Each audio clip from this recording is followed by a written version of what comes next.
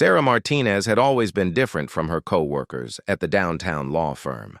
While they discussed weekend shopping trips and celebrity gossip, she quietly focused on her legal briefs, her sleeves always carefully rolled down to cover the intricate tattoo that wrapped around her left forearm. The design was beautiful and meaningful to her, but she had learned early in her career that visible tattoos could invite unwanted judgment in the conservative corporate world. On this particular Tuesday morning, the air conditioning in the office building had broken down completely. The maintenance crew estimated it would take at least 3 days to repair the ancient system, and the temperature inside was climbing rapidly. By noon, even the most formally dressed attorneys had loosened their ties and removed their suit jackets. Sarah tried to maintain her usual professional appearance, but the heat was becoming unbearable. Sweat beaded on her forehead as she worked through a complex contract review. Her supervisor, Janet Walsh, noticed her discomfort and approached her desk with what appeared to be genuine concern. "Sarah, you're going to make yourself sick in this heat," Janet said, though there was something calculating in her voice. "Why don't you roll up your sleeves like everyone else? We're all suffering together here." Sarah hesitated, knowing that exposing her tattoo would likely create problems. But the oppressive heat was making it difficult to concentrate, and she had important deadlines to meet. With reluctance, she slowly rolled up her left sleeve, revealing the stunning artwork that covered her forearm. The tattoo was a masterpiece of detail and symbolism. It featured an eagle soaring over a battlefield, with dates and coordinates woven throughout the design. Military insignia were subtly incorporated into the background, and at the center was a small memorial ribbon with names that clearly held deep personal significance. Within minutes, word had spread through the office like wildfire.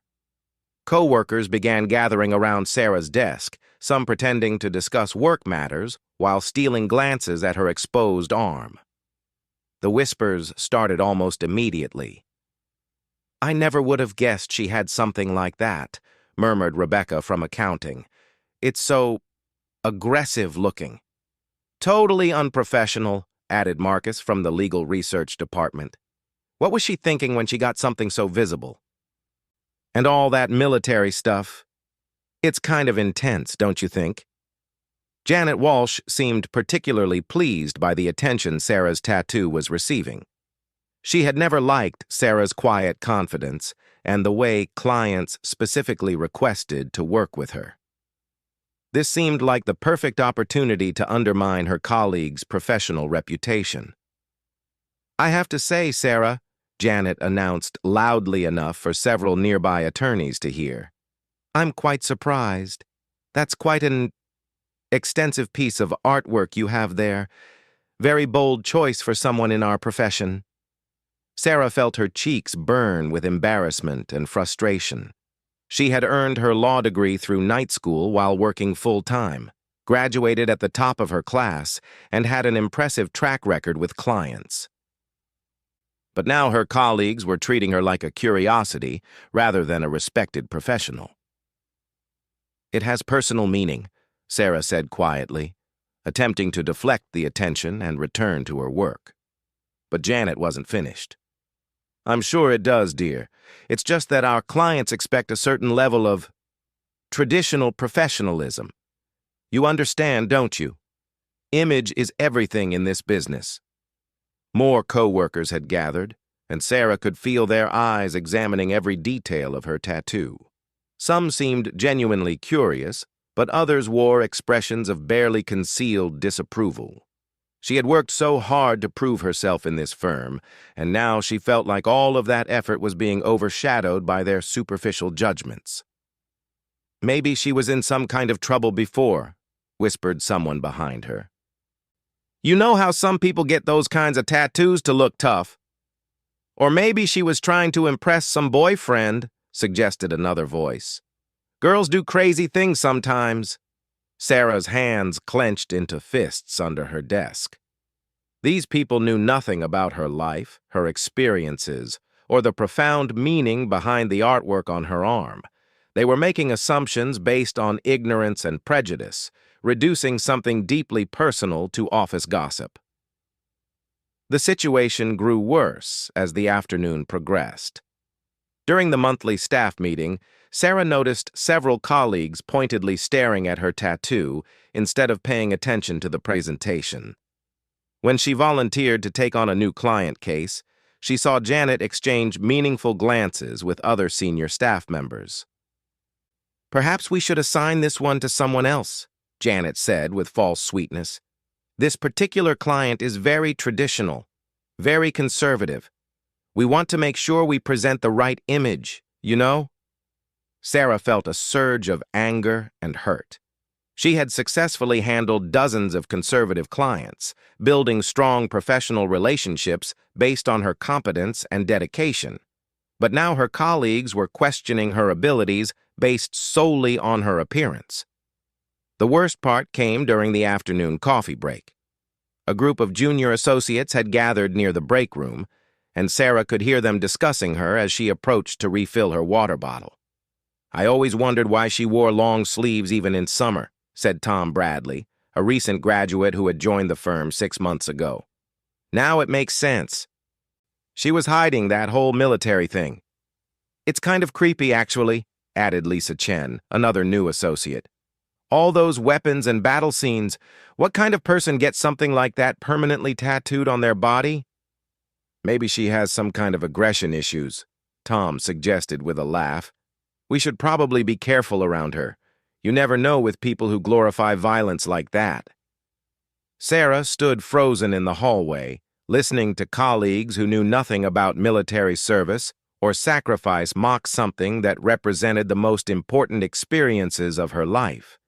The tattoo honored friends she had lost, missions she had completed, and a time when she had served something greater than herself.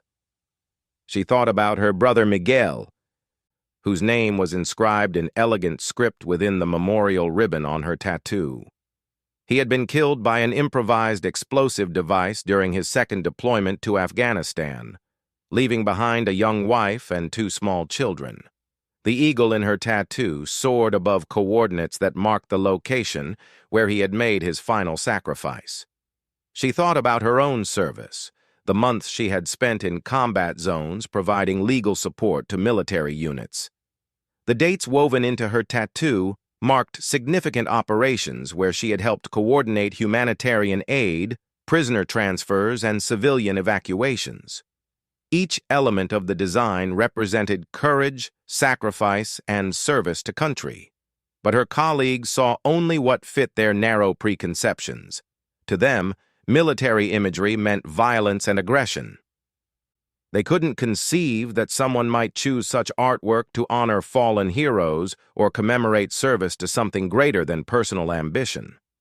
As the workday finally ended, Sarah sat at her desk feeling more isolated than she had since her first week at the firm. She had worked late to avoid the curious stares and whispered comments, but even in the quiet office, she could still feel the weight of her colleagues' judgment. She looked down at her tattoo, running her fingers gently over the memorial ribbon that bore her brother's name. Tomorrow she would wear long sleeves again, hiding this part of herself to make others comfortable. But the damage had been done. Her carefully constructed professional image had been cracked, and she wasn't sure it could be repaired. Outside, storm clouds were gathering over the city, and Sarah couldn't shake the feeling that bigger changes were coming to her carefully ordered world. She had no idea that tomorrow would bring an unexpected ally who would change everything about how her colleagues viewed both her tattoo and her place in the firm. The next morning arrived with the building's air conditioning still broken and temperatures climbing even higher than the previous day.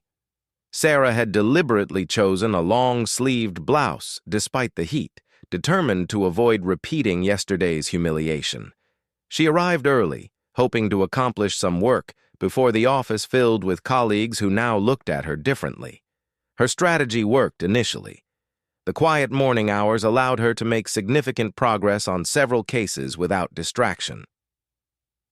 But as 9 o'clock approached and the office began filling with staff, Sarah could feel the familiar tension returning. Conversation seemed to stop when she passed by, and she caught several co-workers stealing glances in her direction.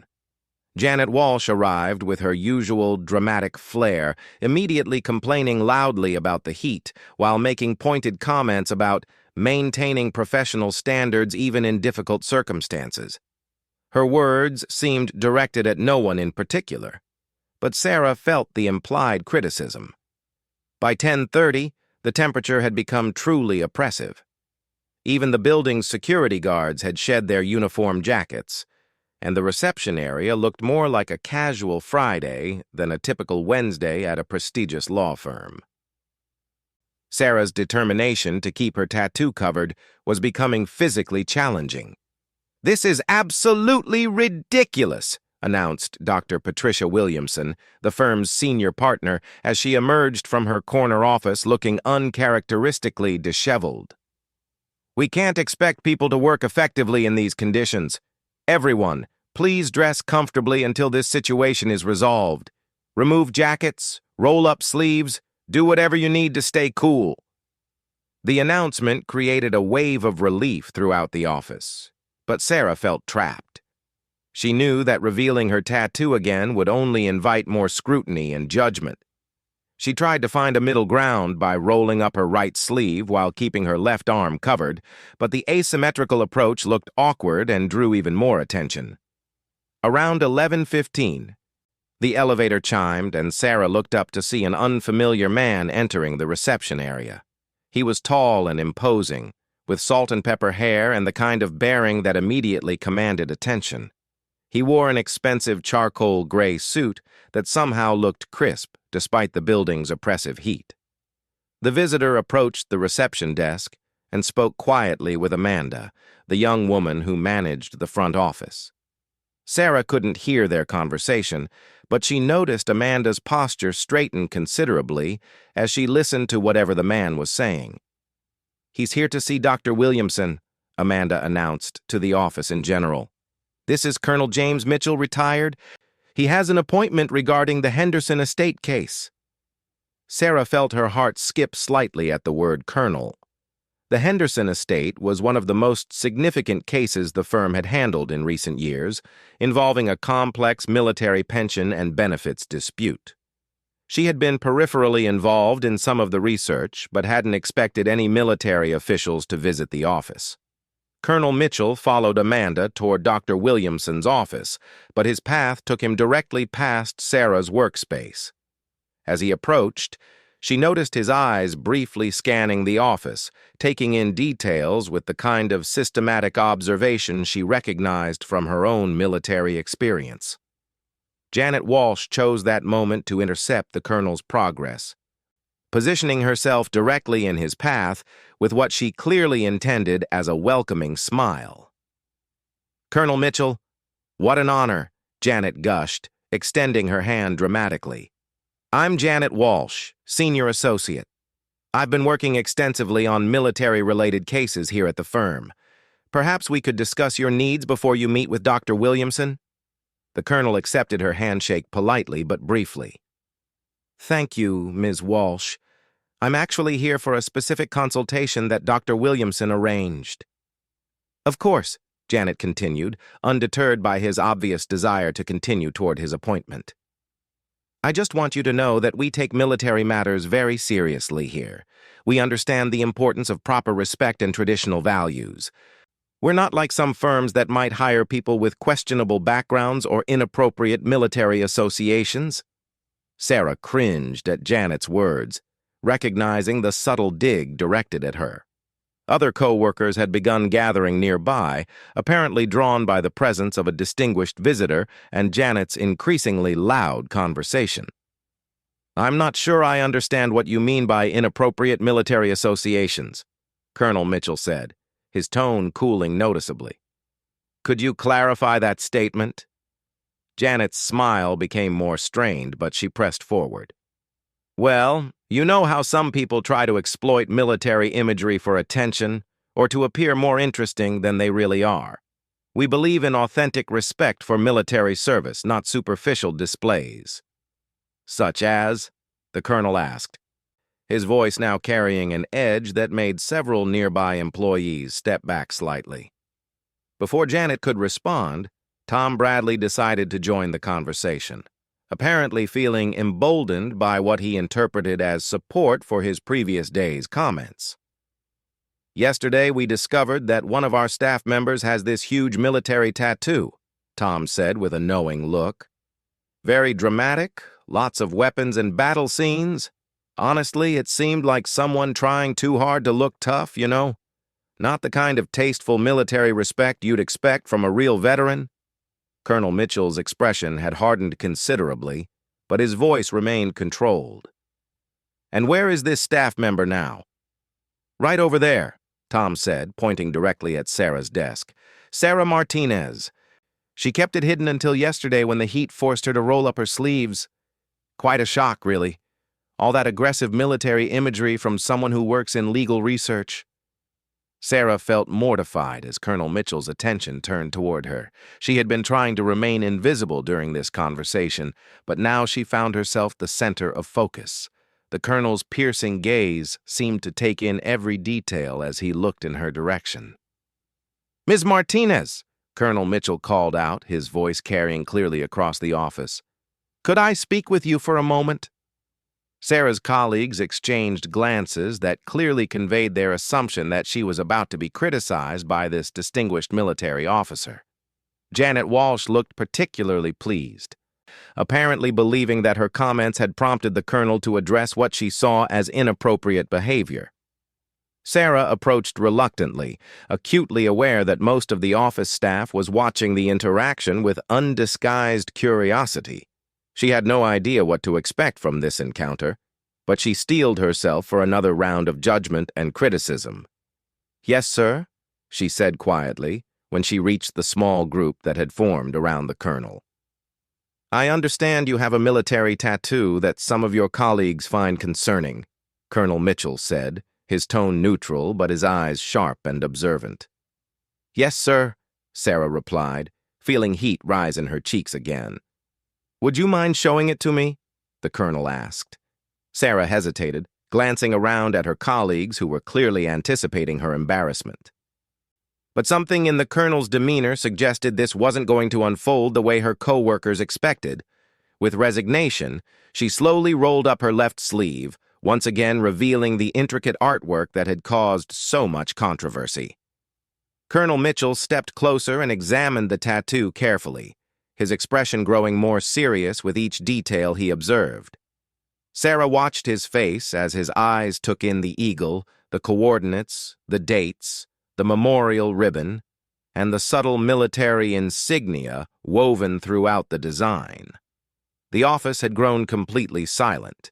Even Janet Walsh seemed to sense that something unexpected was happening, though she couldn't quite identify what had changed about the colonel's demeanor.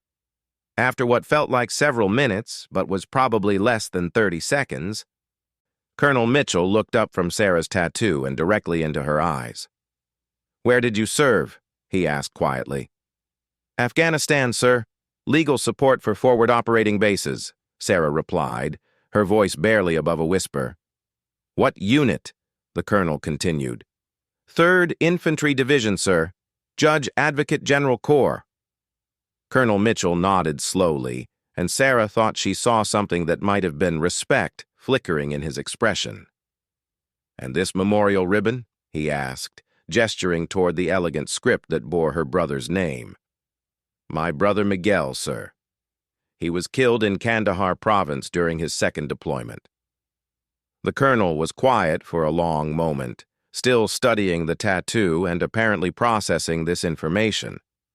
Sarah's colleagues continued watching in confused silence, clearly unsure what they were witnessing, but beginning to sense that their assumptions might have been incorrect. Then Colonel Mitchell did something that no one in the office expected. He began unbuttoning his expensive suit jacket. The silence in the office became absolute, as Colonel Mitchell methodically removed his suit jacket and draped it carefully over a nearby chair. Underneath, He wore a crisp white dress shirt that revealed powerful forearms marked with their own intricate tattoos. But these weren't just any tattoos. Sarah's breath caught as she recognized the distinctive artwork of military commemorative pieces. The colonel's right forearm displayed a stunning eagle similar to her own, but surrounded by the insignia of multiple elite units.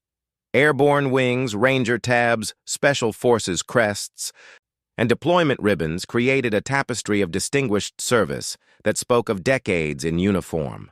On his left forearm, dates and coordinates were woven together with memorial ribbons bearing dozens of names. Sarah could see references to operations spanning from the Gulf War through Iraq and Afghanistan. Unit citations, combat decorations, and service medals were artistically integrated into designs that clearly held profound personal meaning. Janet Walsh's face had gone completely pale. Tom Bradley looked like he might be sick. The other colleagues who had gathered to witness Sarah's anticipated humiliation now stood frozen in mortified silence. Colonel Mitchell rolled up both sleeves deliberately, ensuring that everyone present could see the full scope of his artwork. Then he turned to address the group that had been so confident in their judgments just moments before. "I've been serving my country for 32 years, the colonel said, his voice calm but carrying unmistakable authority. "I've commanded troops in 4 combat zones, led humanitarian missions in 6 countries, and lost more friends than I care to count. Every element of these tattoos represents a person, a place, or a mission that shaped who I am today." He gestured toward Sarah's exposed tattoo with obvious respect. "What Ms. Martinez is wearing on her arm is artwork that any veteran would be honored to bear. The eagle represents the freedom she helped defend. Those coordinates mark places where she served her country with distinction. Those dates commemorate operations where she provided legal support to warriors in harm's way. And that memorial ribbon honors a brother who made the ultimate sacrifice." The colonel's gaze swept across the assembled group, lingering on each person who had participated in mocking Sarah's tattoo. "What I witnessed here today was not concern about professionalism. It was ignorance, prejudice, and disrespect toward someone who has earned your admiration, not your scorn." Dr. Williamson had emerged from her office during the colonel's speech, drawn by the unusual silence that had fallen over the normally bustling workspace. She quickly assessed the situation and moved closer to hear the colonel's words. "Ms. Walsh," Colonel Mitchell continued, focusing on Janet with particular intensity, "your comments about questionable backgrounds and inappropriate military associations demonstrate a fundamental misunderstanding of military service and sacrifice. The fact that you would mock a Gold Star sister speaks poorly of your character and judgment." Janet's mouth opened and closed several times, but no words emerged. The term Gold Star sister clearly meant nothing to her, which only reinforced the colonel's point about her ignorance of military culture and traditions. "Mr. Bradley," the colonel said, turning his attention to Tom, "your suggestion that military tattoos represent aggression issues or people trying to look tough reveals a disturbing lack of respect for those who have served. These tattoos are not fashion statements or attempts to intimidate. They are sacred memorials, service records, and tributes to fallen comrades." Tom had backed away several steps during the colonel's speech, his face flushed with embarrassment and what Sarah hoped might be shame. Colonel Mitchell then addressed the broader group of colleagues who had participated in or observed the previous day's mockery. "Military service tattoos are earned through sacrifice, dedication, and often through witnessing or experiencing trauma that most civilians cannot imagine. They represent honor, courage, commitment, and loss.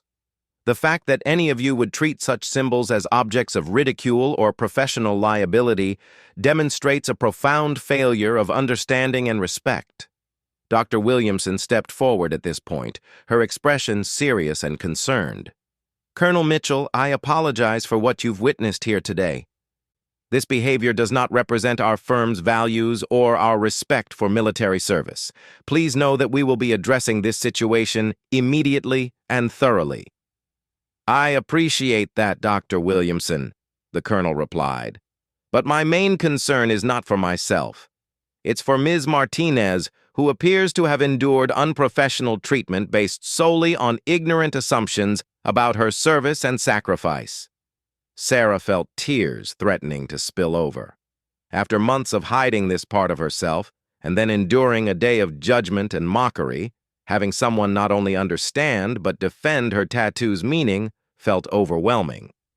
"Sarah," Colonel Mitchell said, turning back to her with genuine warmth, "I want you to know that any veteran would recognize the significance of your tattoo immediately. The artwork is beautiful, the symbolism is profound, and the service it represents is honorable. You should never feel the need to hide it or apologize for it." "Thank you, sir," Sarah managed, her voice thick with emotion. Furthermore, the colonel continued, "I'm here today because the Henderson estate case requires someone with both legal expertise and military experience. Dr. Williamson mentioned that someone on her staff had military background, but she didn't provide specifics. Based on what I see here, you're exactly the person I need to work with on this case." Sarah's eyes widened in surprise. The Henderson case was one of the firm's most prestigious and complex matters, involving millions of dollars in military benefits and pension disputes. Dr. Williamson nodded enthusiastically. "Sarah has been instrumental in our military-related research. Her background brings invaluable perspective to these cases." "Excellent," Colonel Mitchell said. "Then I suggest we begin our consultation immediately. Sarah, would you mind joining Dr. Williamson and me to discuss the specifics?" As the three of them moved toward Dr. Williamson's office, Sarah caught glimpses of her colleagues' faces. The smug satisfaction that had characterized their previous interactions had been completely replaced by embarrassment, shame, and what appeared to be newfound respect. Janet Walsh looked particularly shaken, clearly realizing that her attempts to undermine Sarah had not only failed spectacularly, but had likely damaged her own standing within the firm. Tom Bradley and the other junior associates who had participated in mocking Sarah's tattoo seemed to be reconsidering their assumptions about both military service and their colleague. During the 3-hour consultation that followed, Sarah found herself working directly with one of the most distinguished military officers she had ever encountered. Colonel Mitchell's expertise, combined with her legal knowledge and military experience, created a powerful partnership that impressed even Dr. Williamson. The Henderson case, it turned out, involved complex questions about combat-related disability benefits, military pension calculations, and veteran health care entitlements. Sarah's understanding of military legal procedures and her familiarity with combat zone operations proved invaluable in developing strategy for the family's claims. "Your insights into forward operating base legal support are exactly what we need," Colonel Mitchell told Sarah during their discussion. "These benefit calculations depend on understanding exactly how legal officers functioned in combat environments, and you have first-hand experience with those procedures." By the end of the consultation, Dr. Williamson had assigned Sarah as the primary attorney on the Henderson case, working directly with Colonel Mitchell as their military expert consultant. It was the kind of career opportunity that Sarah had been working toward for years, and it had emerged directly from her willingness to finally share the story behind her tattoo. When the meeting concluded and Colonel Mitchell prepared to leave, he took a moment to speak privately with Sarah in the hallway. "I want you to remember something," he said seriously. "Your service matters. Your brother's sacrifice matters. The experiences represented by your tattoo are part of what makes you uniquely qualified for this work. Don't let anyone convince you to hide that part of yourself again." "Thank you, Colonel," Sarah replied. "Today changed everything for me." "It should change things for your colleagues, too," he said with a slight smile. I suspect their attitudes toward military service and military veterans just received a significant adjustment.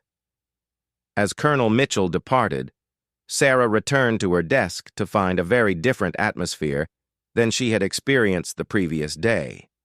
Colleagues who had been whispering and staring now offered respectful nods and genuine smiles.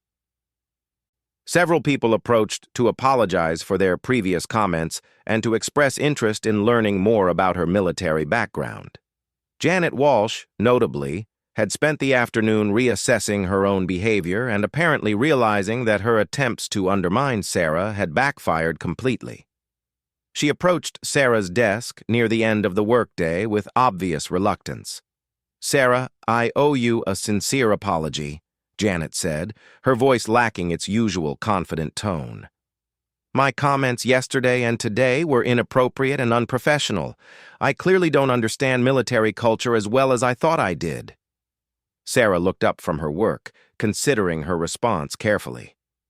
"Thank you for saying that, Janet. I think we all learned something today about not making assumptions based on appearances."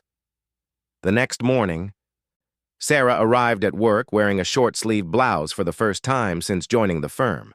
Her tattoo was clearly visible, and she found herself fielding genuine questions from colleagues who wanted to understand the symbolism and learn about her military experience.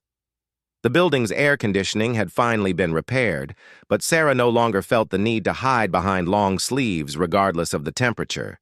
Her tattoo had become a source of professional strength rather than personal vulnerability, and her colleagues had learned valuable lessons about respect, service, and the danger of superficial judgments. Most importantly, Sarah had rediscovered pride in her service and confidence in sharing her story.